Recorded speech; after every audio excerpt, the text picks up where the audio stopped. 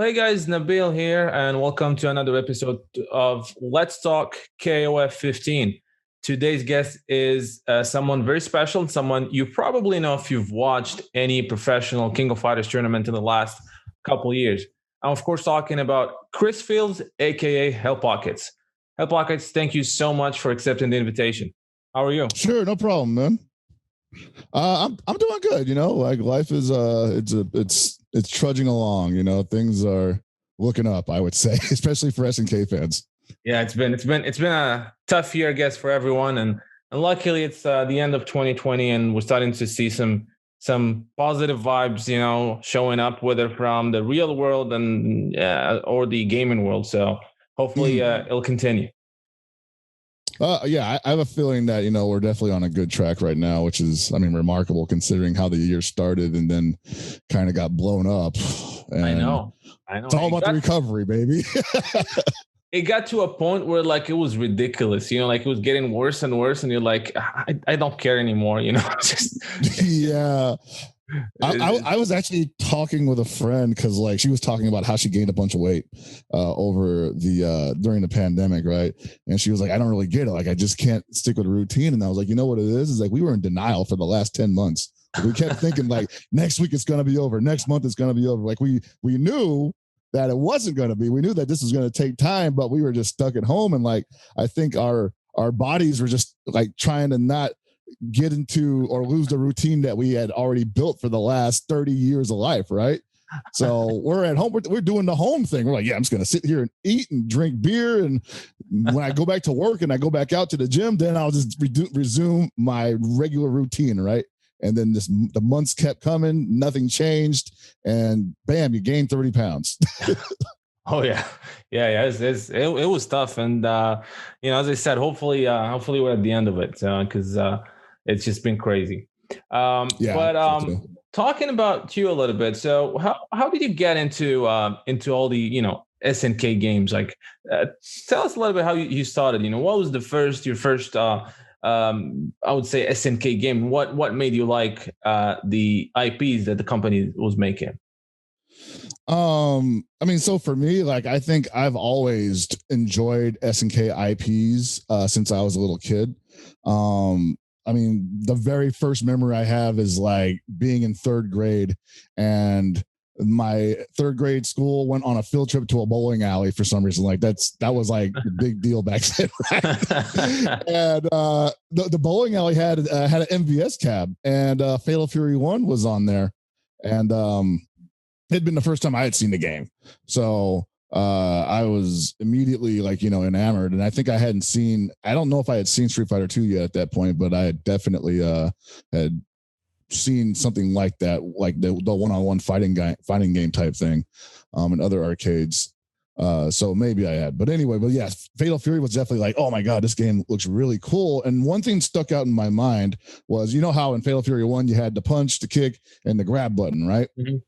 And I remember when I was playing it, I was playing Joe Higashi. And when I remember like Terry had the shoulder toss and Andy had the body throw. And Joe Higashi he would just dunk you on your head on the concrete, right? And I remember my teacher do that to the AI, and she was like, what the fuck are you playing? He just put that guy's skull to the pavement. And I was like, this guy's cool. This character's cool, man. I love this. And so that was my first real introduction into that's when I first learned about SNK. I had no idea that it was an SNK product. I just knew that it was a cool fighting game that I enjoyed. Art of Fighting came out next, and I definitely I didn't play it that much, but I remember that there was just always at the arcade that I was going to around my house, they always had an SNK, an MVS cab after a while, and Art of Fighting was loud as hell whenever you walked past it, whether it was being played or if it was on a track mode. It just had really loud audio kicking out of it. So you couldn't help but notice it, basically, right? And then finally you turn and look at it, you're like, wow, this game's beautiful. But it's still not quite enough to really pull me in. And I think I'm only like, 9-10 years old right now anyway, so I'm not that serious about it, right? Yeah. And I had seen, many SNK, KOF, Fatal Fury games, Garo, Mark of the Wolves coming through arcades, and just those were like the games that were off to the side that you mess with. You know, Samurai Showdown 4 was one that we would have in our arcade in San Francisco State University, that people would just play on when they were taking turns on Third Strike or CVS2 or even Guilty Gear, you know? And so no one really in my area committed hard body to it until KOF 11. KOF 11 dropped in, I want to like 06, right? And yeah, something like that. Yeah. Yeah, I remember like the energy around that whole franchise just flipped. Not only because of the game's new approach, but just everybody wanted to play it all of a sudden, you know? Suddenly we had guys coming from Guilty Gear, from Street Fighter 3, CVS 2, even some DDR players got in on it, you know? Like it was just... I didn't know that because like for me, I played most of my KOF that I played on the arcade was that, you know, 94, 95, 96, 97, 98. Then after that, I didn't stick to the arcades actually. At the time, I actually went to the States. I was living in the States at the time when 11 came. So I was in Dallas, Texas. I didn't even know there were arcades around. I don't think they were at the time. So I've never seen what was the, you know, like the reaction to the game in the arcade in the US, basically. Because you know, KOF is, you know, when you compare it to Street Fighter or, you know, Mortal Kombat, it's not that big in the States. Right. No, man, it was huge. I think that's why it was so jarring, right? Because we were like the people that did play or mess around with SNK games a little more often, like me and a couple of friends, we only like two guys in NorCal, basically, right? We had no real scene there, and we didn't know what we were doing either way because we didn't know how to read Japanese. We didn't know how to get Arcadia magazines or anything like that. So that stuff was just it was all lost on us. We were just mashing buttons. But when KOF 11 dropped, and a lot of people were coming up and just like, there were more people playing it before. I wasn't even the first one to know about it. That was the crazy part. Whenever a new game would appear in my arcade that, you know, that was SNK related, I usually knew about it before everybody else. But the day 11 showed up, there was like a line for it before I even got down there and discovered that it was there, right? And I remember the arcade, the cab owner came up to me. He was like, "Hey, I put it in that game you like." And I was like, "Dude, you didn't even tell me. And now I got to wait like an hour to play this game." I mean, it's cool for the game, but I didn't even get a chance to touch the game for like a solid hour. But watching people play it and have a good time with it was really something else. And so that's when I really started feeling like maybe we can build something here, because around that time, the local arcade was beginning to run weekly tournaments for Third Strike, for CVS2, not Guilty Gear, because we didn't have enough people in that part of NorCal, but we definitely had enough people to run KOF 11 tournaments weekly. And so, yeah, we would get like 30 guys per week play KOF 11, and some guys were good. We had some cats who were from Mexico, who were exchange students. You know, they come to SFSU from Mexico, and they were good at it. We had some players from Hong Kong. A bunch of Chinese players came out who were exchange students. And you would never see these cats in the arcade. You would never see these dudes in the arcade until this game dropped. And all of a sudden, they roll up, and they're just dusting everybody. It was amazing, man. I remember there was actually a little bit of a rivalry going on because of that, because some people thought they were the shit in that game because they were the shit in the arcade. And here come these no names out of nowhere, just completely wiping them up. And they're just like, who the hell are these guys, man? We can't let them get away with that. They're taking over the arcade. Like, I never get a chance to play anymore. So that actually fueled the competition for KOF 11, at least in SF State University. And I was just kind of in the middle of it, just enjoying all of it. It was a lot of fun to watch. I got okay at the game. I didn't get really like, you know, top level player in my region in the game, but I definitely immersed myself in the scene. And from there, it was history, basically, you know, because after that, people were thinking about when's the next one coming. I think we played 11 for like a solid year, 2 years. And we started hearing things about KOF 12. And we were like, all right, this might be like the new thing. You know, maybe if KOF 12 is big enough, we could see it at Evo, you know? Yeah. Well, we know how that went. Yeah, I know that. Yeah, it was. But it was still a big topic, right? Yeah. Now, here's the funny thing about that. And people always talk about how KOF 12 was like this huge failure on SNK's part. And that is what it is, you know? People can make their own decision about that. But where I think it succeeded was that people actually cared that if it was good or bad.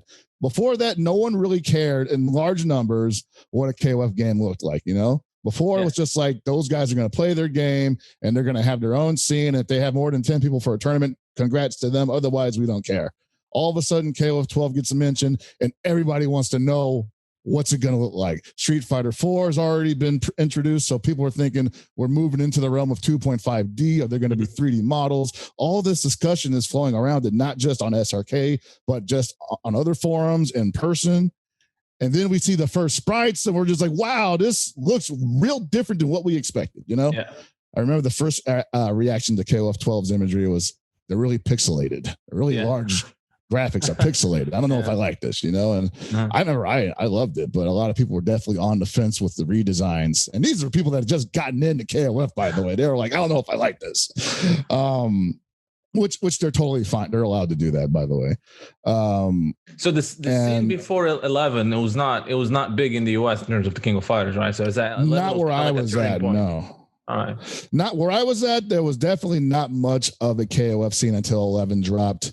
And I would say 11 was probably the most popular game, at least in the States, in that series, easily, you know, not just because it was big in an area that it normally hadn't been in, but that's when I was finally finding information for this game online very easily, you know, like you could find tech for KOF 11 fairly easily at the time compared to finding tech for 98 or 99. I just couldn't. I mean, I'm not saying it didn't exist, but you couldn't just Google search that, right? Yeah. Like, you know, people, you could definitely get some hits for KOF 11 and people were sharing information and it was actually like it was a healthy scene, you know? People were actually trying to get good at that game versus just trying to figure out what scummy way to stay on the cab as long as possible. I mean, I guess the two are one and the same, but I felt like there wasn't that much sharing going on before KOF 11. And with KOF 11 in, everybody was trying to learn the game at the same time. So no one could really afford to withhold information, at least not in large quantities. So yeah, I would say that's pretty much when the KOF scene in America exploded was KOF 11. And like I said, they started, you know, waiting for the next one. They started looking for KOF 12 and, you know, it looked great. It didn't play so good. People were still kind of on the fence about it when the Japanese arcade videos started rolling out. But by the time it came out on console and people got a taste of that online, it was a disappointment. But the interesting thing about that, like I said, though, people cared. People were like, they were disappointed, you know? That was the first time I had seen anyone really disappointed about the way a KOF game turned out. Before there was like, take it or leave it, but now people were actually angry. They're like, this sucks. Yeah. I'm not gonna freaking put up with this stuff. You know, there's a funny story where I remember, and this is a testament to how big KOF had gotten. There was this guy in NorCal named Mr. Jared, and he was one of the first to stream fighting games on the internet, you know, at least in America. And I remember I brought 12 to his house one day when we were gonna stream a session, right? And even he knew, like, yeah, don't put that shit in my PS3, man. I was like, what? He's like, yeah, I don't want that in my PS3. I'm like, I've heard about that one. I'm like, wow, I thought I would. This guy had a cab with breakers on it, right? Oh wow! And he was looking at that. He was like, I don't want that on there. I'm like, what? Are you kidding me? You freaking! I'm nothing against breakers, obviously, but I'm like, you're talking about like not wanting to play KOF 12, but you're totally down to play some breakers, which is infinitely more broken than 12. All right, man. So, but that's what I knew though, like that, you know, SNK and not necessarily hitting the mark, they had accomplished something. I won't say we because I don't work for SNK or anything like that, but the scene had grown. And when news of 13 finally dropped, and we started seeing, you know, they were really quick about dropping, like bringing visual images and some videos because they really wanted people to stay on board with that heat. I think at that point, we're like, man, they hit it at the perfect moment, man. Like people were still kind of reeling from 12. And they just needed some fresh air. They needed some cold water to drink, and 13 provided it for them. And I think, like, even if it was by accident, dude, like that was the perfect move to make. Yeah. 13 really did have an impact on the KOF scene. Big one. Yeah, 13 capitalized entirely on what 11 started, basically. Yeah. And it just blew it up by 100. And at that point, I was already like, I'm gonna ride or die for KOF at that point, even after 12. I was like, I remember the guy who runs the arcade, he was like, what cab should I get? What game should I get? And I was like, you definitely need to get 13. You honestly just need to get 13. And he was like, really? Everybody hated 12. And I'm like, dude, don't worry, just get 13. He gets 13. Dude makes like 5 times as much in a year as he's ever made in his life. He's like, thank you. I will always trust your opinion in which cabs to get for the arcade after that, But the thing is that with 13, it came out first in the arcade. So for people who didn't have access to the arcade, it was difficult. I think it was like a year or year and a half before it came to consoles. Just about, yeah. I think we ended up getting the console version in 2010 or something like that, I think so. Yeah, it was around 2010. Yeah. But so was it around that time that you got into commentating? Yeah. Well, not entirely. 2010 definitely. Yeah, that's when I started to be asked to commentate events. But as you remember, there was no KOF 13 console version. No one's playing 12, and at that point, 11, because it hadn't had a good lifespan on console, because it took forever for America to get a console version, and I don't think the scene was really that big that they wanted to hack it. Basically, it had died. The 11 scene had died at that point, but they were still waiting around for another KOF. In the meantime, though, like I mentioned before, Mr. Jared and Hans, another streamer from NorCal, two of the first guys to do it, they had become friends of mine, and they had asked me like, hey, like, we really like your energy at these events that we're running inside the house in the house stream. How would you like to do this, at a tournament, right?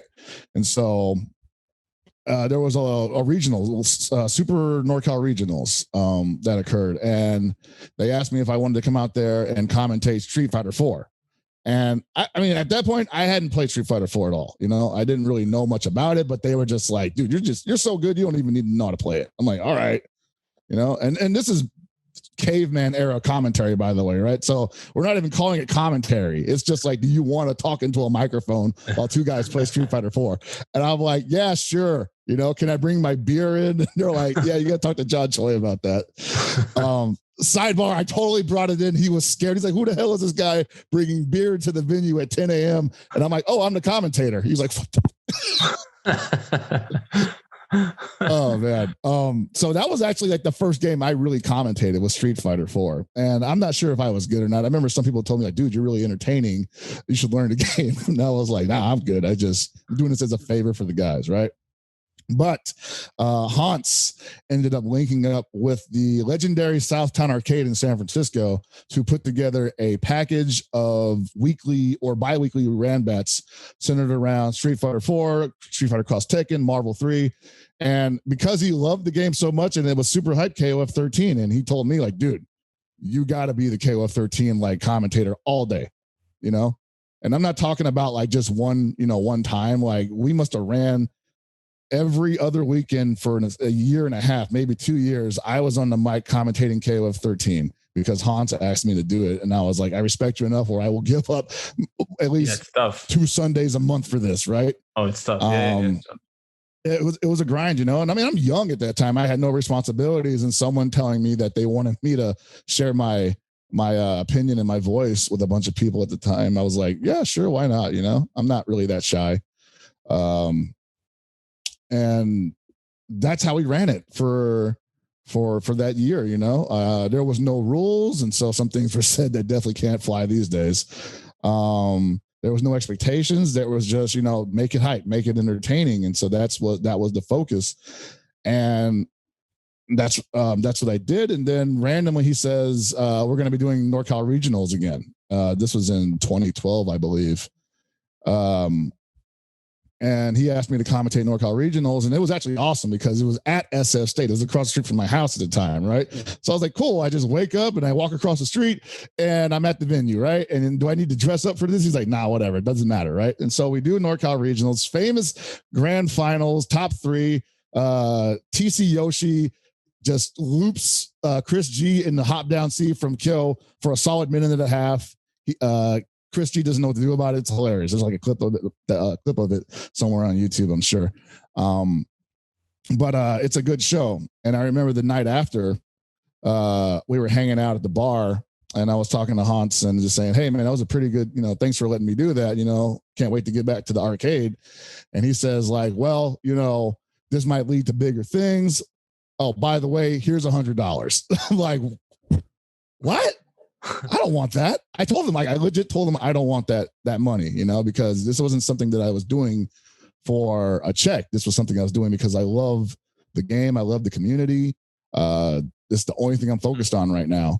So I tried my best to refuse it. And finally he says like, nah, I got to actually give you this money for tax reasons. And I'm like, oh shit. All right. So that was the first time that I guess I was an official commentator professionally for money. I got paid to do it. And in that same year, he says, by the way, we're doing Evo. And I'm like, holy shit. And I'd only been to Evo once at that point, right? Back in 2009. And that's another story entirely that we won't get into. But he says, yeah, if you can make it at the Evo, I'd like you to commentate KOF 13 for me, because I can't think of anyone else that would do it better than you. And of course, Meta Abe. And speaking of which, at that point, me and Abe had worked on a couple of shows already. And he was easily like the best co-commentator I had. No offense to Roger Dodger, but yeah, Meta Abe was definitely like my commentary partner for life, and I knew that from early interactions. So he got put on for commentary as well, and I was like, oh great, I know we're about to have a blast of a show. What I didn't know though was at Evo 2012, it was going to like the roster was me, it was Abe, it was Zerp, Juicebox, Fro was in there, and for US. I thought that was a pretty cool crew. What I didn't know though, like I said, was that Hans had put me on every block. And so I actually commentated like almost every match at Evo 2012 for like 2-3 days straight. I think the first day was the worst because I literally didn't get a break. I didn't get a break until the second day, and it wasn't even my scheduled break. I had literally just like taxed myself to death, and I was like, guys, I need to go to the bathroom. And so they had Gibby sit in for me. And I mean, that was fun. But yeah, that was like my first real year of commentary. And considering it was around KOF 13, I was like, yeah, dude, like this is the dream, man. Like I honestly thought if I ever ended up doing this, because if I ever aspired to do commentary and ended up doing it, I wanted it to be for a game that I loved. But I also knew realistically, if it ever ends up being a job, it's probably going to be for a game that I don't hate, but I'm not too wild about, right? The fact that I got to do it for 13 and it was my debut, and I had been writing with that series for like since 11, and it was not because of me, but I suggested that the game be brought to the San Francisco arcade where the scene for it basically started. I was like, dude, this is my baby, man. This is like the best feeling in the world. And so I'm really proud of that, basically. I won't take credit for where the scene went and how it how it became to be and be birthed and whatnot, but I definitely feel like I had a hand in it. Yeah. And so it doesn't really feel like commentary, I guess. It just feels like I'm continuing to lift this amazing product up on my shoulders where everyone can see it, because I think it's that great of a series, and I will continue to do that until I can no longer speak. It is a great series. And after that, there's 14, which is still, I think, getting pretty strong. I mean, well, things are going to change now, but unfortunately, we had high expectation for that SNK World Championship that was unfortunately had to be canceled, of course, because of the pandemic. SNK and esports is just not having a good run. I know, man. It was the time when they finally decided to get into the esports in a big way, and just right. that happened. Yeah, it's. I mean, it's definitely a part of the growing pain. I feel like there are people that you can work with in the FGC as far as esports is concerned, that can make it a lot easier on you. Obviously, Capcom was one of the pioneers in that aspect. They kind of paved the way. They took the big risks so that not all of the other companies would necessarily have to take the same risk that they did. True. I feel like SNK at the same time wants to do it their way. I think they have a way that they want to push forward. And if they decide they want to use those options later on in life, later on, whatever, that'll also be their decision. But they wanted it to be an SNK esport, not a FGC or an esport featuring SNK, products. And I respect that. I'm like, yeah, no, make it your own. Definitely. Don't just go out there and cookie cutter stuff if you're not feeling it, because then you probably won't care if it goes bad or not.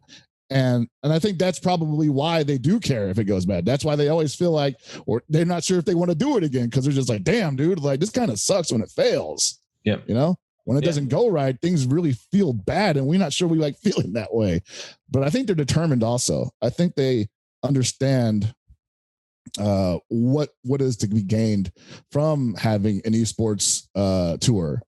And I think it's very important to them that they don't give up on that. I definitely think they're still going to go with that. I mean, not sure what's going to happen now, because it's been more than a year before they it's almost going to be the last part of that tournament. So I don't know if that's just canceled. They have to continue. I have no idea what they're going to do, but I mean, clearly they're still going to be they're going to go for probably even a bigger event now.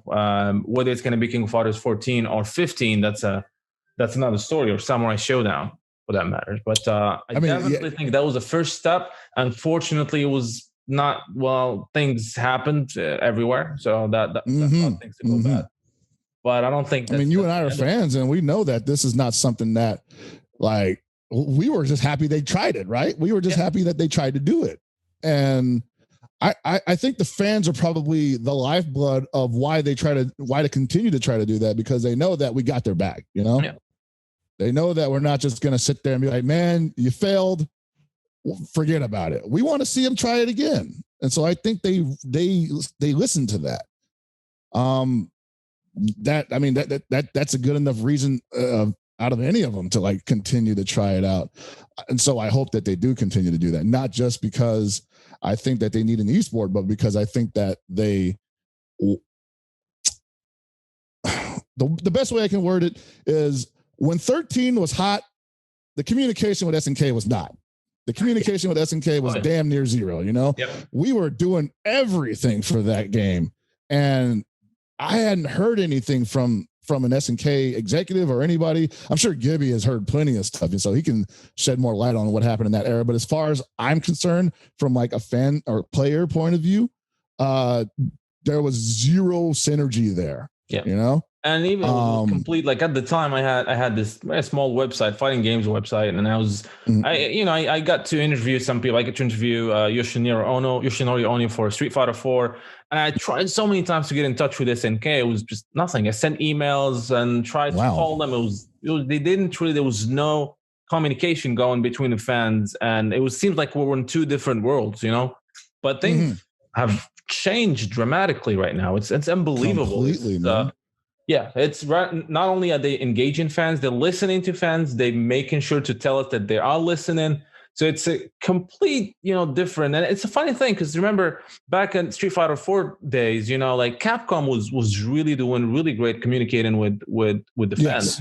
It was really big. It was that time Seth Killian was there, and then like right now, Capcom, from what I'm seeing, is not as close to the fans as they used to be. So I'm not sure. I'm not sure.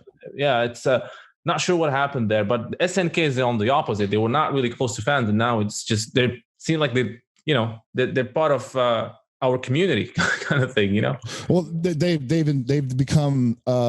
They've allowed us to see that they're invested in the community, which was what we wanted the entire time. It's just that they showed that they were listening and that they were appreciating and invested in what we were doing. And, I'm not saying that they had to do it.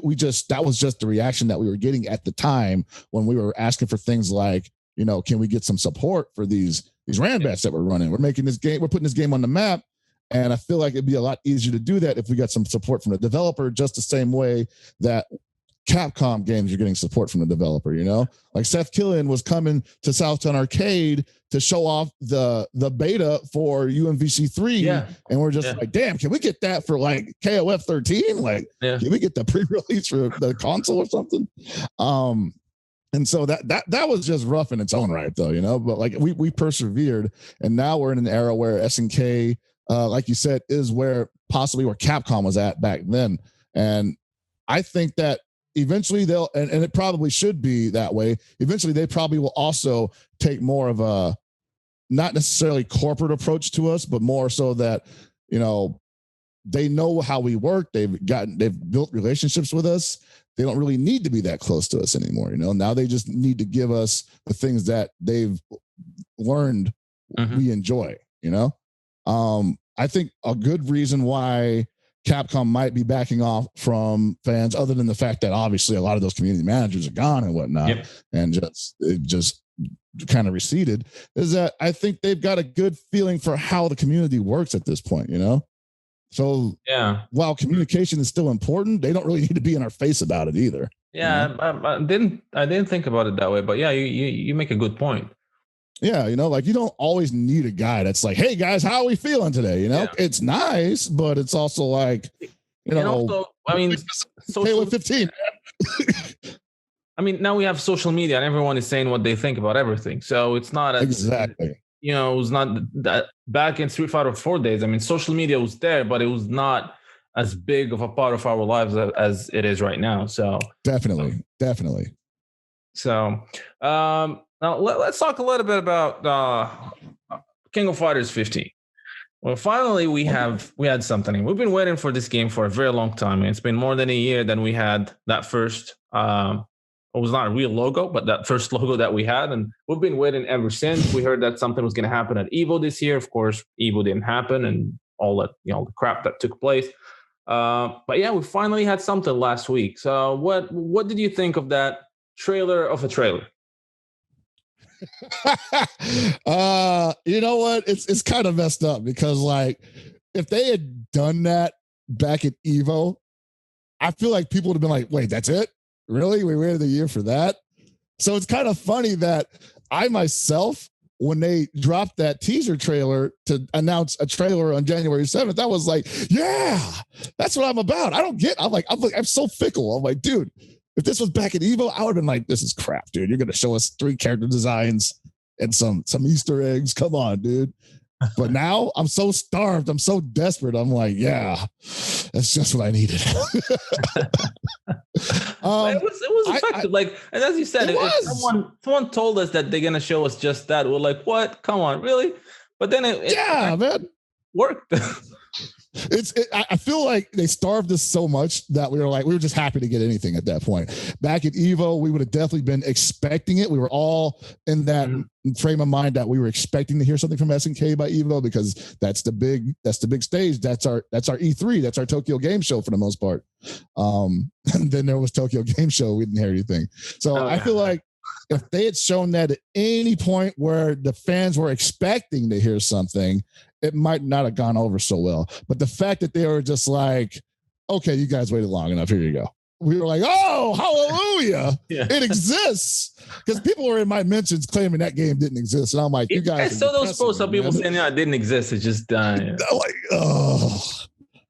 That stuff was putting me in a bad mood, man. I was like, "You guys got to shut up, dude. You're making me so sad." I didn't believe him, obviously, but I was like, dude, they're kind of making some compelling arguments here. Like, no, please, SNK, not like this. I never lost faith, though. I definitely knew there was a game the whole time. It's just they needed to have the right moment. They had to do things their way. Evo being canceled was a huge blow to a lot of companies, and I'm sure if SNK had something planned around then, they are also not exempt from that.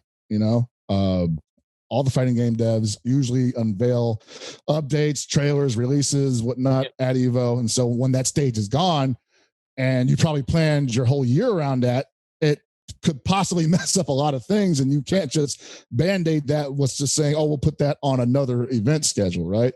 There's money to be missed on that in that respect. And I think they definitely had something. I mean, they were planning something for Evo, because the expectations were really, I mean, everyone is expecting the game to show up at Evo. So but the fact that they didn't show it after that on Tokyo Game Show, I think that they actually used this time to probably polish the game more. I think they didn't want to rush it. And even though Evo cancellation was definitely a bad thing, I think it's probably worked better for SNK because it gave them more time to work on the game. Because you know what happened with 14, right? First time we saw 14. I mean, that first impression is very, very important. Yeah, I mean, 14's announcement trailer even was a mixed bag, I guess I'll say. I'm not trying to be too like diplomatic about it, but it really was a mixed bag because people are like excited to see the next KOF, but a lot of us were not sure what to expect visually because we were like, we didn't really know what to think visually. And then it kind of just kept snowballing in that respect. And we had to make a decision as fans, like, are we okay with this looking like the way it does? And we're going to play the game. Remember, we were just, you know, this is just coming from 13, which is the most beautiful game of the series. Yeah. If that was like, whoa. You know, that'll be okay. But you going from one of the, if not the most beautiful 2D fighting game still to this day, 2020, that's still, in my mind, and in my opinion, it's still the best looking 2D sprites fighting game. And going to 14 with that, especially that first trailer, man. I mean, I just watched it like 3 days ago. Just wanted to Why would you do that, really that bad. It's bad, dude. It was bad. It was bad, you know. And that's not actually, dude. That's not something that I've said in public yet because I wasn't sure if it was bad or not. Because when I look at KOF, I think about like, you know, the mechanics, the characters, the history, a bunch of things rolled into one. And then I look at the visuals, you know. I mean, no secret, KOF as a series hasn't had the most amazing visuals in fighting game history at all until 12 and 13, basically. Mm-hmm. While they were passable, I would say that 14's wasn't passable at release. It was bad, you know. But we pushed past that and we found a very good game hidden underneath. Correct. And that really tested our resolve as fans, I think. You know, can we, you know, find what's good about this game despite how badly it's presented? And I think we were rewarded because the game is amazing. Like, to play it is amazing. It's an amazing game. But you had to get past that first layer first. And dude, I was like, dude, this is like biblical. It's a biblical trial, dude. Especially before the update. I mean, the update did kind of polish things a little bit. But before that was rough. And again, they don't want to do that. And I think that's why they didn't show anything at Tokyo Game Show, even though they probably had something for Evo. So I think they're using that to polish. And that showed, I mean, it kind of shows, like you've seen the news yesterday of Yasuaki Oda talking about King of Fighters 15. And that was unexpected. You know, I mean, Oda is such a humble guy. You know, it's not the person. He's making some big statements. I know, right? I mean, you hear that every time. Like, every game developer will say, "Oh, you know, this next game is going to be the best." But not Oda. He has never done that before. Not SNK. I mean, Samurai Showdown, they said it's going to be a good game. If you like 5 and 2, you're going to like it. But you know, yesterday, I mean, Oda just said this is going to be what was the word? Supreme masterpiece of the King of Fighters series. Those are some. I still want to see the perfect translation of that because I'm like, dude, did he really say that? I don't believe it. Yeah, I do believe he said the most ambitious. Yes, supreme masterpiece. Bro, I'm scared. But you know, because I did a bit of research. So basically, that interview was originally in Japanese, then it was translated to Chinese, and then translated to English. Right. So I don't think the word supreme, because I looked at the Chinese text, I translated it. There was no supreme, but masterpiece was there. So masterpiece is still scary, man.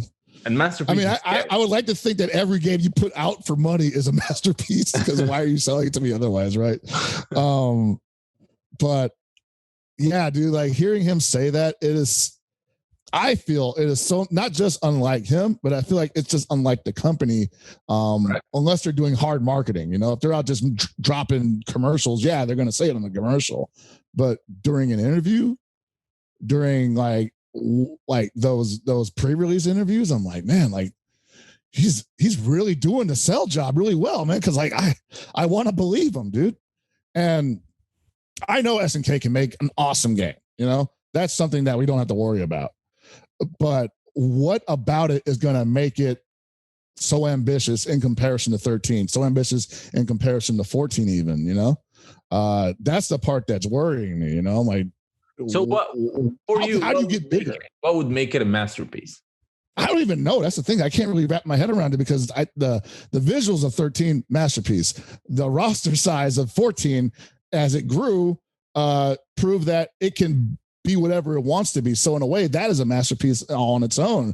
The mechanics, the way they balanced the hard edge nature of KOF with probably the most easily accessible KOF game ever. Also a masterpiece. I think 14 is the perfect balance of those two spectrums. So how do you get bigger than that other than maybe making it a 3D version of 13? I mean, like visually, like that's the final frontier. We know mechanically they got it on lock, but visually, do they have it, And I think that's where everybody's minds is going, They're not really thinking about mechanics yet. They're thinking about like, how's this game going to look? Exactly. Yeah. And that's the only way I can think they can get bigger. Anybody who played KOF 13 or 14 is not worried about how the game is going to play. We know it's going to play amazing. Whatever system they're going to go with, whatever type of max mode that they're going to go with, it's going to be a great game. But yeah, it's the visuals that's intriguing to me. So looking at some of the other fighting games, looking at Street Fighter, looking at Tekken, looking at the Guilty Gear and Dragon Ball FighterZ using the anime cell shading. What do you prefer if you had a choice in terms of graphics? Would you think the anime cell shading will work? I only think I think that would only work in relation to if it was trying to take a 13 approach, SNK games have largely not been super anime. Maybe Samurai Shodown has been, but you even saw with Samurai Shodown, they were like, we're taking a more grittier approach to the graphics now.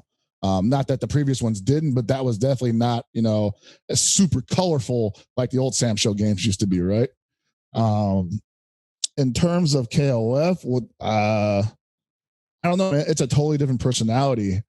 I like what Guilty Gear's doing. I think that is a great graduation from the old games to the current gen and the previous, current gen. Strive looks amazing.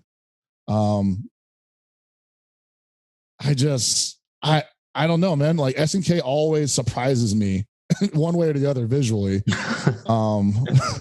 I just don't know what I would like until I see it. And then I decide we might not even know that they could have presented it that way. And we ended up liking it, Yeah. But for me personally, what would I like to see from them? Yeah, I think I'd like to see something a little pop. I'd like to see something lively, something that you just can't help but ignore, and that was something that I think 13 accomplished in spades, even 12 accomplished that. 12 was impossible to ignore because it was just so damn visceral, If it wasn't just the graphics, it was like the physics. I talk about this a lot. Like one of the most amazing things about KOF 12 is how it can just grab your attention audibly and with the way the game moves. You see a critical counter hit, you're just like, damn, man, like who really comes up with those kinds of visual cues and whatnot? Because they work. They're almost addicting in a way. It's one of the greatest visual effects I've ever seen in the fighting game. Yeah. And so the way they just subtly just like grab a hold of people's attention and their minds with those aspects, I think that's the one thing that they will probably try to nail in 15. I think visually it's probably going to be fine. We saw what Sam Show looks like. We know that they can work with that engine. And they know. They know we were disappointed, or the majority were disappointed with 14. And the thing about graphics, and a lot of people are saying, well, graphics are not that important. What's important is the gameplay. But let's be honest. For us fans, we're going to get into that game however it's going to look. Right, it doesn't matter for us, maybe, but we're trying to get the scene bigger. We're trying to get more people into this franchise, and in order to do that, the game has to be visually appealing for them to basically make it. It makes their head turns. Okay, this game looks cool. Maybe I'm gonna give it a shot, and that's how you get the scene bigger. That's how you get the game more popular. So it's really important, maybe not to us, but to the company and to the franchise. 100% correct, man. There's really no other way around it. Like, and as far as KOF is going, they're kind of coming from behind the gun because of 14. So they do have to make a huge impression visually here. But yeah, there's no real way around that. When I hear that the game's going to be ambitious, I think it's got to be the graphics. And when I think about what kind of graphics I want, I don't know, man. Like, I would love if it was somehow the 3D models of 13's assets were somehow rediscovered and they polished them up and made them usable in a new game. That would be amazing. But I don't think that that's going to happen. So we're going to probably see something totally brand new. And I think that's really the most exciting thing about it, right? Like, true. Aside from having a new game in general, I'm just like, man, how are they going to really top everything else they've done?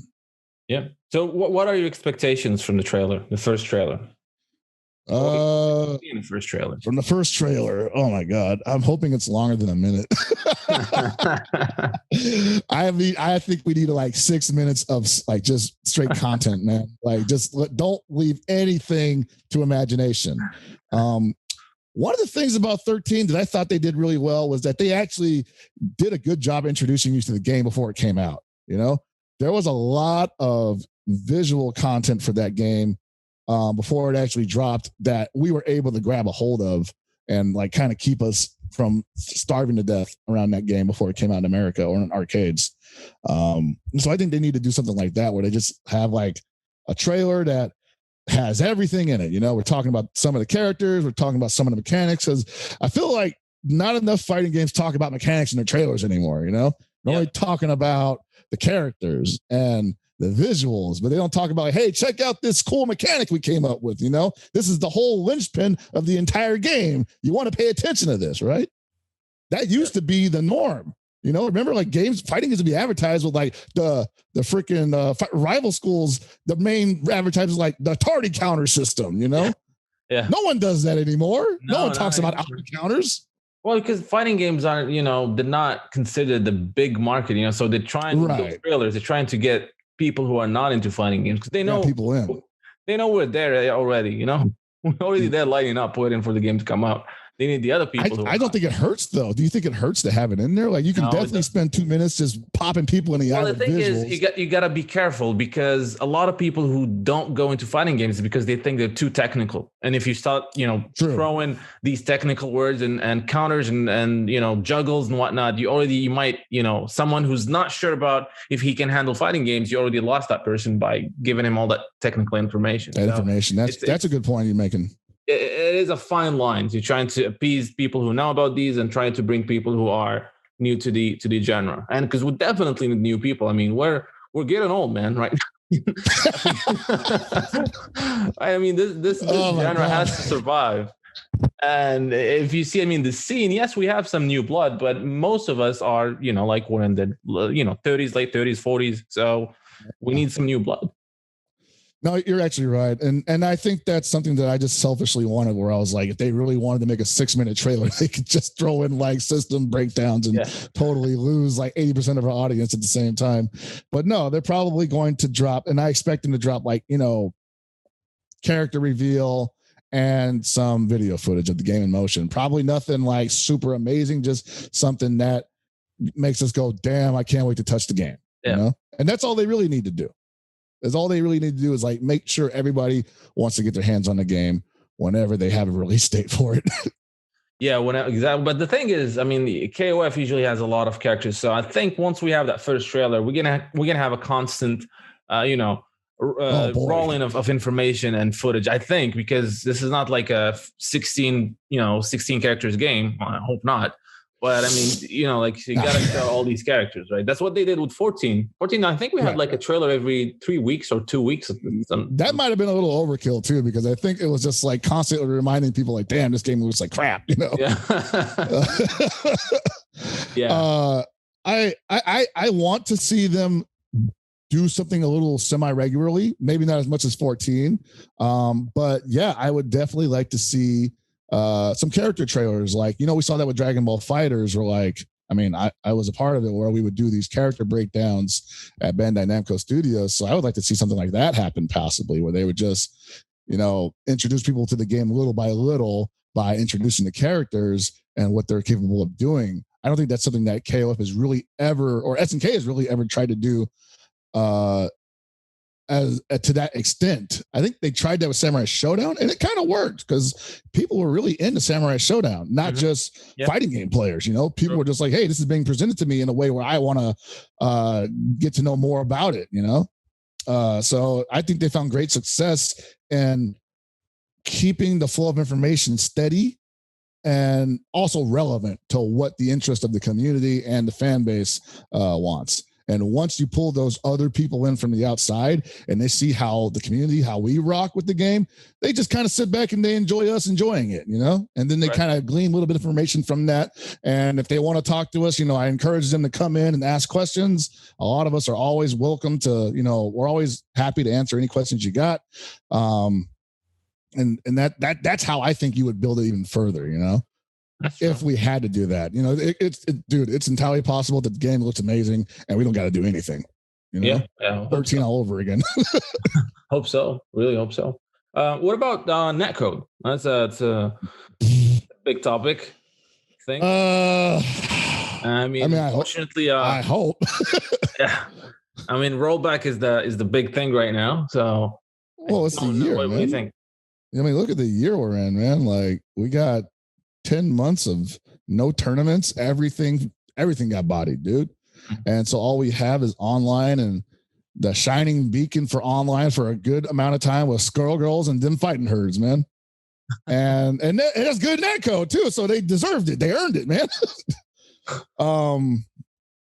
But SNK suffered heavily because of it. Not just because they lost the finals event, like right before the finals event, everything shut down. Not only did they lose that, but people were left with the only option to play these games was online. And Samurai Showdown was the big game at the time. And people realized real quick, like, wow, this Netcode sucks. Like, I could swear it got worse as more iterations came out, because I remember I used to play Gibby and Abe relatively unbothered by lag. It was still laggy, but it wasn't like, slow down, frame stutter. The last time I played that game, like, dude, like, it felt like I was underwater. It felt like I was playing in the mud. And I knew I was playing guys in SoCal too. So I was just like, man, this is. Oh, really? Yeah, it was pretty bad. Samurai Showdown, the Netcode, I think, is the same as 14, but because Samurai Showdown is a slow game, you don't have those, one frame combos and whatnot. So I think it was kind of okay, because I do play a lot of people in Samurai Showdown that are in I'm in Morocco, and I play people in Europe, and it's fine. It actually works. Not the same cannot be said about King of Fighters 14, but Samurai Showdown, the fact that you're having issues with people in the same area is kind of but I guess sometimes we had issues where the game just disconnects, or the famous SNK ghost bug. I'm sure you got into that. That was I've gotten into that. It's just unpredictable at the end of the day. Is what I mean. Sometimes it's great. Sometimes I can't tell if it's lagging. I feel like I'm doing everything's working for me. Everything I'm trying to do is being executed at the time I wanted to be executed. So I'm like, okay, this is great. And then there's times where I'm like, dude, like, what am I playing right now? Yeah. And it just got so inconsistent and so unpredictable. A lot of people just got tired of messing with it. A lot of people just got tired of, spending not wasting their time necessarily, but I guess they would consider wasting their time, but basically dedicating time to something that just was not consistent enough for the time that they were dedicating. And so we moved on to Parsec, and I think that's great. The Parsec community is doing amazing things, not only for SNK games, but for Marvel, for a lot of games that just can't be played online because either the netcode is garbage or they don't even have netcode. By the way, I have yet to try Parsec. It's pretty good. I've played Parsec with a couple of buddies. I've played 13, and I'm rusty as hell at the game, but it felt pretty good playing it. The only issue with that, though, is that there's no lobby system, and you literally have to wait your turn. It's like being at an arcade and being stuck at home right now with nothing to do. Like, the last thing you want to do is have to wait like an hour to have a turn at a match. Yeah. It's not time effective. So I definitely encourage people to use Parsec and join those tournaments. Angela Pickles and Andy OCR have been working their butts off to provide a great experience for everybody who wants to play these games online in a better environment than what comes out of the box. But As far as the new games coming out, like the writing's on the wall, man. Like they've got to have better net play experiences. I don't know if it's rollback or whatever, but it has to work because it won't survive another generation of this. No game will. And that's the thing. A lot of people are screaming about rollback, and yes, rollback works for the games that we've seen, like King of Fighters 2002 UM. It really changed the game. But I don't want to just yet say rollback is the only solution. I just want the game to work. I don't care what you do with it. I don't care if it's rollback, delay, or something that I've never heard of. As long as it's actually playable, it's very, very important because nowadays, really, I mean, and as you said, the pandemic made sure of that. Fighting game really lives or dies based on its netcode.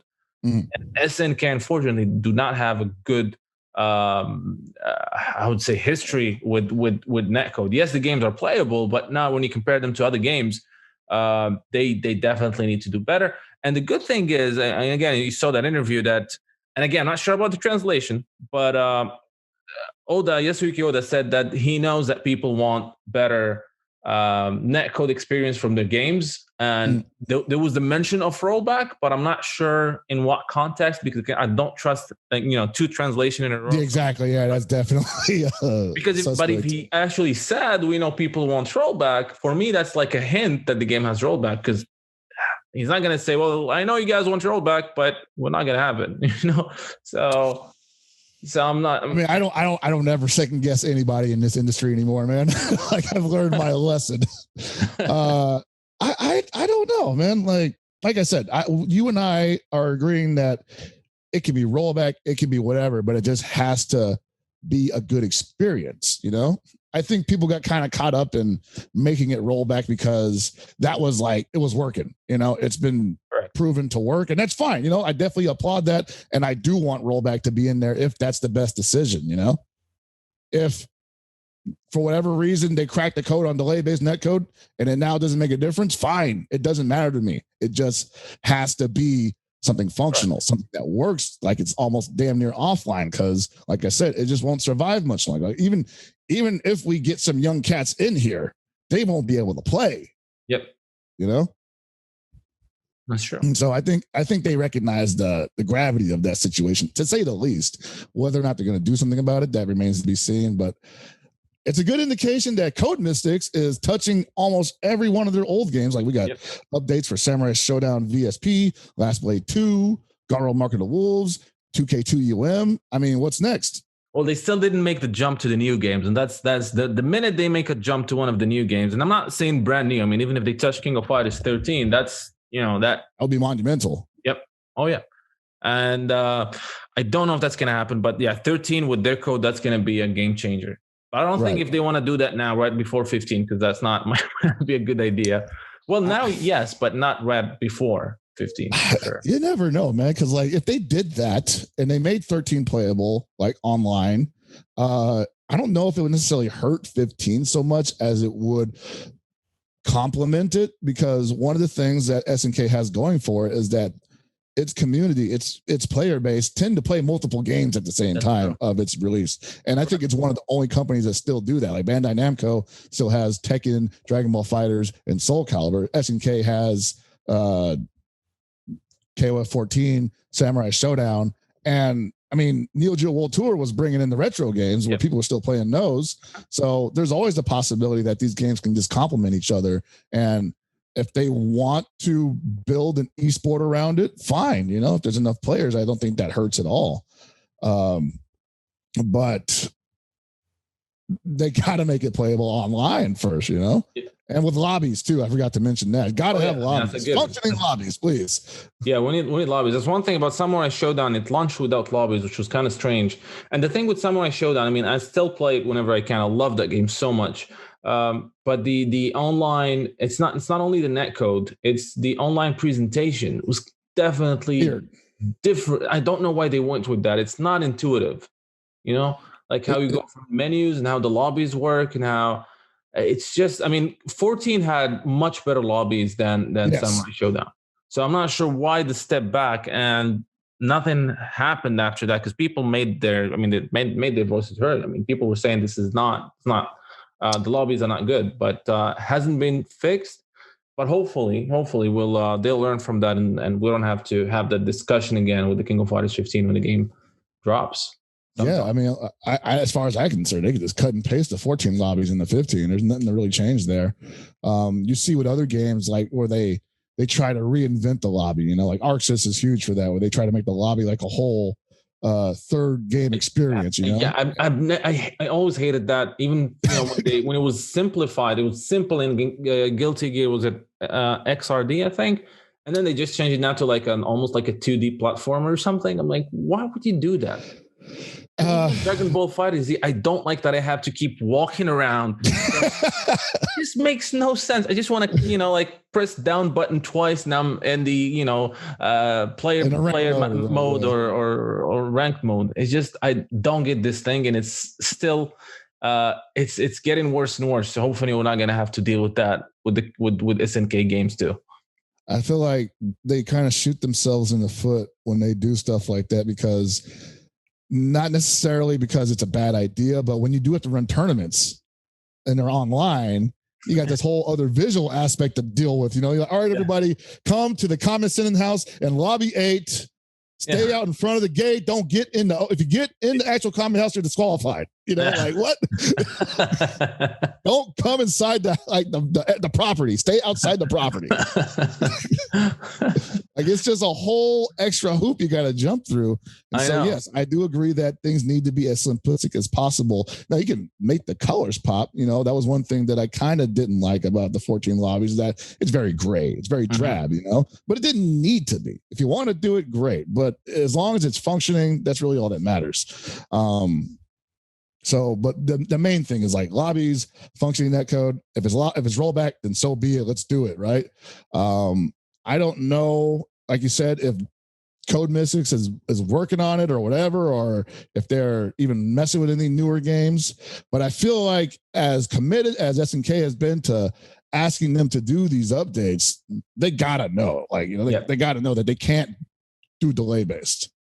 At least not the delay base that they've been using all this time. It has to be like amazing delay base if they're going to use that again, like the best iteration of it that anyone's ever seen. New technology.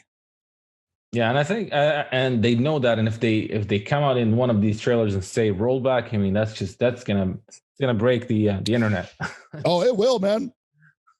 That is now speaking, as a businessman, they put rollback in that trailer, just big letters. They could definitely be back at where they were with 13. Yeah. In the current environment, people will take to that like, water. Thank God. Finally, a game in the series that I can play online. And if it looks great, even better, because one of the biggest problems with 13 that not a lot of people talk about these days, because they're too busy remembering how fun and great the scene was for 13, but it wasn't that way for everybody, man. Like there were a lot of people that 13 lost because you couldn't play it online and no one in their area played it. There were just a lot of people who they didn't, they just couldn't play the game, and they would always talk to me about that, and it broke my heart because I was like, dude, this game is so awesome. I would make these tweets about how awesome the game was, and there would always be like a good group of people that would say, I wish I could play it with people. I don't have a scene for it. Online sucks. And I'm like, yeah, sorry, man. Like we had that huge showing in 2012 at Evo. A lot of people remember the Shirt Monster year. And a lot of those dudes, not all of them showed up for brackets, but a good chunk of them actually did show up and play, Yeah.